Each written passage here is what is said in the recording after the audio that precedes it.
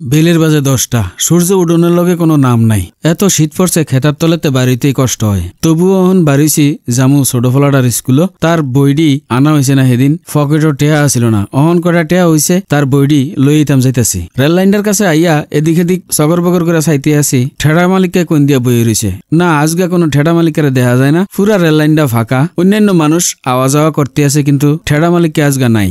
শীতের ভিতরে কিতে হয়েছে তার কেইব কইতাম পারতাম না। কয়েকদিন আগেও দেখছি আজকে বেশি শীত পড়ছে মনে হইতে খেতার তলেতে বাড়িছে না। আমিও রেল লাইনটা ফাঁকা পাইছি, ভিডিও করে লইলাম। রাস্তা তাই ওই সিএনজি একটা ফাইয়া লইছি, এই সিএনজিটা উঠতে লাইলাম। উঠটা আইয়া ফেললাম টমসম ব্রিজ। টমসম ব্রিজ নাইমা রাস্তাটা ফারমু বুকটা দরফরাইতেছে। এই জায়গাতে একটা ফুট ওভার ব্রিজ দেওয়ানোর লেগে বহুত আগেই আমি একটা ভিডিও করছিলাম, অনেক মানুষই চাইছে। আমি জানি না যথাযথ কর্তৃপক্ষ দেখছিল কিনা। যাই হোক, কর্তৃপক্ষ তখন চেঞ্জ হয়েছে। আবারও এই দাবিটা আমি কুমিল্লাবাসীর পক্ষ থেকে জানাইতেছি যে এই জায়গাটা টমসম ব্রিজ, এন বহু মানুষ চলাফেরা করে। ইপিজেডের হাজার হাজার মানুষ এই রাস্তাটা দিয়ে চলাফেরা করে। এছাড়াও বেশ কয়েকটা শিক্ষা প্রতিষ্ঠান আছে, এই শিক্ষা প্রতিষ্ঠানের মানুষটি এন দিয়ে চলাফেরা করে। এছাড়া বহু জায়গার সংযোগ স্থল হইল এই টমসম ব্রিজ, যার কারণে এন একটা ফুট ওভার ব্রিজ দেওয়ান খুবই জরুরি। যাই হোক, এই কথাটি কইতে কইতে আমি আইয়া পড়ছি ফল ফ্যাশনের সামনে। ফল ফ্যাশনের দিকে উহি দিয়া চাইয়া দেই, এটার ভিতরে ইসরাইল মজুমদার ভাই নাই। এন আমি ছোট ফলাটার লাগা 2 সেট কাপড় অর্ডার দিছিলাম। আমি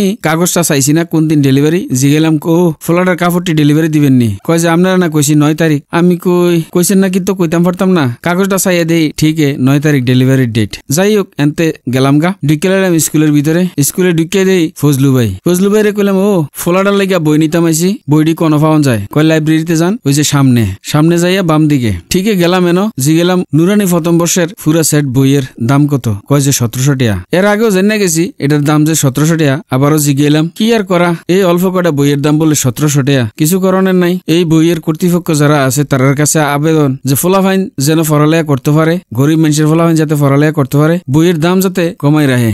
এক স্কুলের কর্তৃপক্ষের কাছে কইলাম, আপনারা যে হাফেজি ফরান, এত টেহা রাখেন, গরিব মানুষে ফলাফাইন হাফেজ কেমনে বানাইব? কয় যে আমরার প্রতিষ্ঠান তো আর গরিবের লেগে না। কইলাম তাইলে গরিবের ফলাফাইনটি কোন যায় মানুষ হইব? একটা সময় আসিল যখন কোরআন শিখানিটা মানুষে আমল হিসাবে নিত, যে এটা শিখাইলে সোয়াব হইব, যার কারণে মানুষ অনেক কম পয়সায় কোরআনে হাফেজ হইতে পারছে। কিন্তু অহন যেমনে ব্যাংকের ছাতার মতো হাফেজি মাদ্রাসা হইছে, কিন্তু এই শিক্ষাটা গ্রহণ করণের যে খরচ, এটা শুধু দিনে দিনে বাড়তে আছে। এমনি যদি হয় তাইলে কোরআনে হাফেজ কেমন হইব? কয় যে এতিমখানা দিয়া দিব। মন্ডার ভিতরে একটা ব্যথা লাগলো কথাটা হইনা, কারণ আমার ফলার বা গরিবের অনেক ফলাফাইনের মা আছে, বাপ আছে, তাইলে তারা এতিমখানা যাইব কিরে? কোরআন শিখানি এবং কোরআন শিখন দুইটাই সোয়াবের কাম।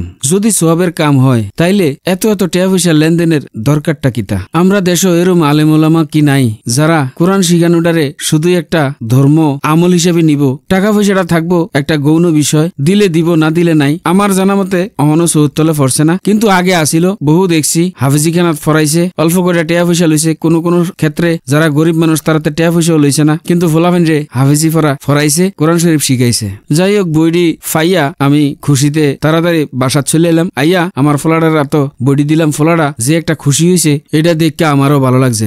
যাই হোক, আজকের ভিডিও পর্যন্ত। ভবিষ্যতে আপনার লগে দেখা হইব অন্য কোনো ভিডিওতে, অন্য কোনো বিষয় লিয়া। হে পর্যন্ত আপনারা ভালো থাকেন, সুস্থ থাকেন, সুন্দর থাকেন, আর আমার পেজটা ফলো দিয়া বেলাল ভাইয়ের লগেই থাকেন।